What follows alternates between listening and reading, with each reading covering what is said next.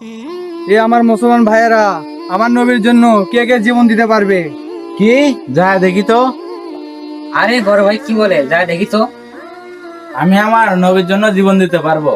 হ্যাঁ, আমি আমার নবীর জন্য জীবন দিতে পারবো। ভাই আপনি শুধু বলেন, আমার নবীর জন্য আমি জীবন দিয়ে দেবো।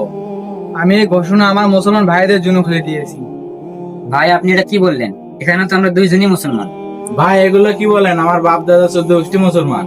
আমার নবীজির একদিনের কোনো মুসলমানের দরকার নেই। আরে ভাই আপনি এগুলো কি বলতেছেন? আমি কি বলতেছি, ফজর থেকে এশা পর্যন্ত মসজিদ ফাঁকা থাকে। তোমাদের উপর কি খালি জুম্মার নামাজি ফরজ হয়েছে?